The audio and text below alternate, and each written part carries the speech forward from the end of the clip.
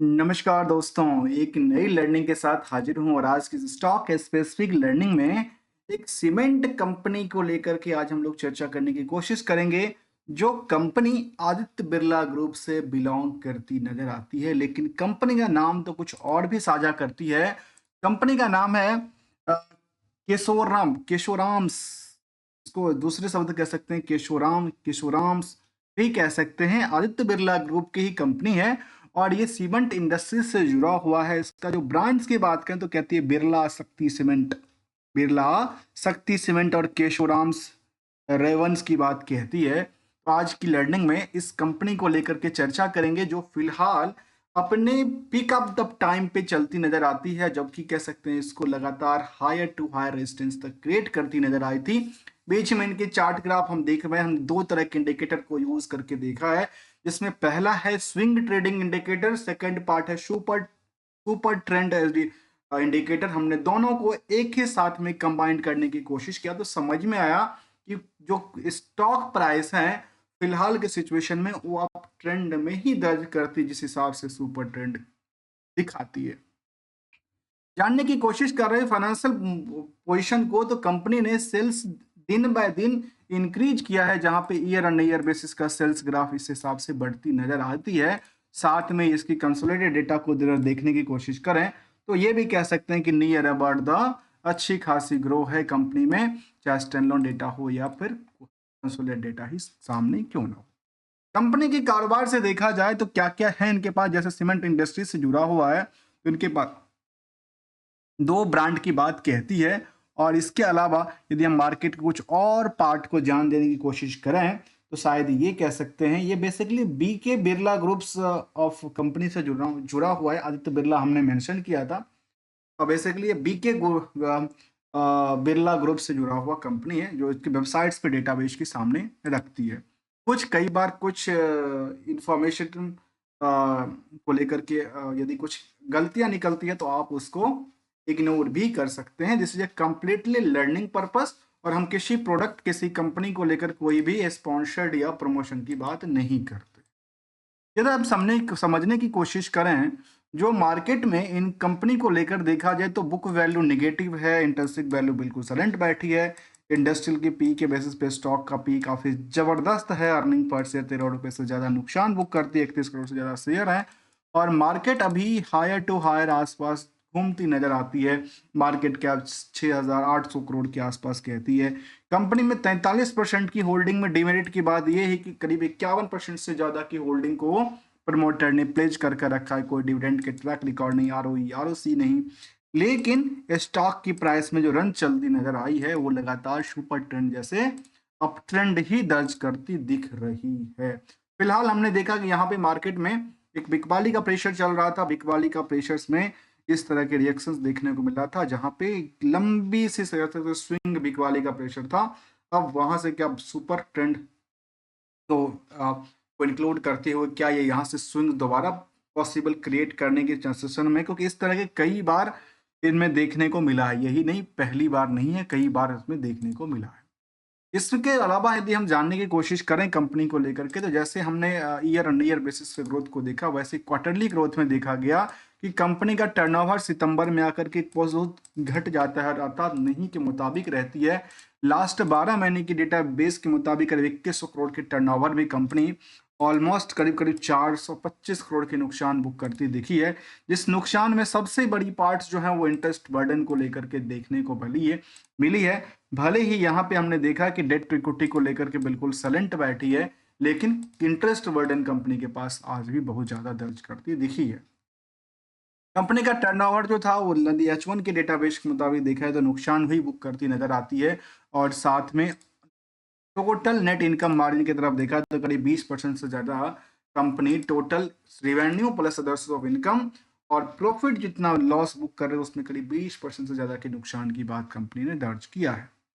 इसके अलावा यदि साल दर साल की डेटाबेस को देखा जाए तो ये ट्रेंडिंग जो चल रहा था अब ट्रेंड चल रही थी, लेकिन थोड़े दिनों से इसमें डिक्लाइनिंग का सिचुएशन क्रिएट करती है।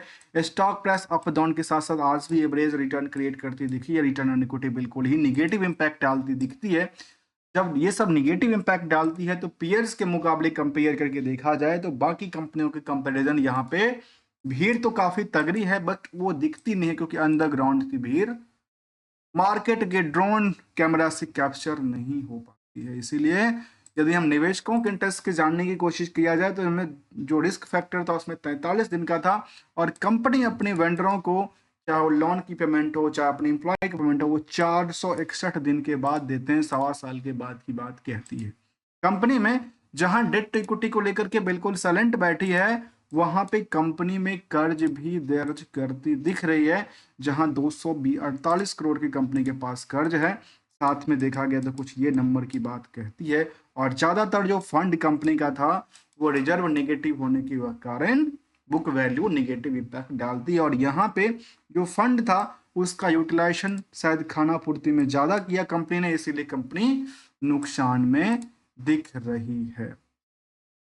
यदि एनालिसिस बात को देखा जाए तो इसमें रिटर्न ही रिटर्न क्रिएट करती दिखी है, लेकिन रिस्क भी इंक्लूडेड है कंपनी में, रिस्क भी इंक्लूडिंग है, जिसमें बोरोइंग्स कॉस्ट को लेकर देखा जाए, प्रमोटर की प्लेस और होल्डिंग को लेकर देखा जाए, इक्विटी लॉस को लेकर देखा जाए, डिविडेंड ट्रैक रिकॉर्ड को लेकर देखा जाए। हमने सभी पहलुओं की तरफ ध्यान देने की कोशिश किया, तब भी ओवरऑल यदि इनकी चार्ट लेवल को पुराने हिस्टोरिकल फ्रेम के डेटाबेस पे देखने की कोशिश करते हैं तो शायद यहाँ पे कह सकते हैं पिछले मैक्सिमम टाइम फ्रेम की बेसिस पे, तो यहाँ पे पिछले 5 सालों की चार्ट ग्राफ को ले हैं तो पिछले 5 सालों में इनकी स्टॉक प्राइस में करीब करीब कह सकते हैं कि 18 रुपए के स्टॉक प्राइस आजकल करीब करीब कितने पे चलती है, करीब 220 रुपए के आसपास देखने को मिलती है, जबकि इसमें लगातार ट्रेंड एक अप ट्रेंड के लिए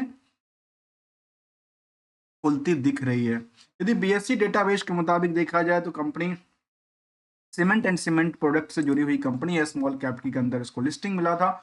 और यदि अभी देखा है तो अभी इसका अभी रिसेंटली जो दिसंबर तक की फाइनेंशियल क्वार्टर की बात है उसको लेकर के अप्रूवल को लेकर के अपडेट आया है। जरा समझने की कोशिश करते हैं इसको भी, ये क्या आंकड़ा हमारे सामने साझा करती है। इसमें देखा गया कि यदि हम देखा जाए दिसंबर तक के रिजल्ट को लेकर के, तो ये डेटाबेस जो कंपनी ने साझा किया है उसमें क्या कहती है जिसको बोर्ड मीटिंग अभी इन्होंने 16 जनवरी को लेकर करने की कोशिश करेंगे, और 16 जनवरी को इनका रिजल्ट आने की चांस बनती है। तो 16 जनवरी ध्यान देने वाली बात होगी। और साथ में यदि हम कंपनी की डिविडेंड ट्रैक रिकॉर्ड की तरफ देखें तो कोई डिविडेंड का कोई ट्रैक रिकॉर्ड तो वैसे मेंटेन नहीं करती थी, राइट इशू लेके आए थे 2021 के दौरान में, और स्टैंड लोन डेटाबेस में निगेटिव इम्पैक्ट डाल रही थी। शेयर होल्डिंग का पैटर्न की तरफ देखा जाए तो कंपनी में पिलानीज इन्वेस्टमेंट एंड इंडस्ट्रियल कॉर्पोरेशन का नाम आप निकल के आता है। इस कंपनी को लेकर के ये भी कंपनी मार्केट में लिस्टेड है, इस पे हमने डिटेल स्टडी किया हुआ है, मेरे प्लेलिस्ट मेरे प्लेलिस्ट में शायद अवेलेबल हो जाएगी। इसके अलावा सेंचुरी टेक्सटाइल, और ये शायद आदित्य जो कि बिरला ग्रुप से बिलोंग करती है ना, जो कि बिरला ग्रुप से बिलोंग करने वाली कंपनी के तौर पे इनका नाम शामिल आता है। और इसमें देखा गया कि बिरला ग्रुप्स के अलग अलग कंपनी की इनकी होल्डिंग दर्ज करती है, इसमें FIDI की है। यदि मार्केट में सोचने वाली बात है, यदि मार्केट यदि इस तरह हिसाब से रिएक्ट करती है, भले ही फाइनेंशियल पोजीशन थोड़ा सा अप डाउन के सिचुएशन में रहा है, लेकिन इसमें FI और DI की अच्छी खासी भूमिका है। DI की होल्डिंग में देखा जाए एक्सिस बैंक से लेकर के चाहे ICICI हो, HDFC बैंक हो, HDFC लाइफ हो, सभी के सभी का होल्डिंग अच्छा खासा लगा हुआ है।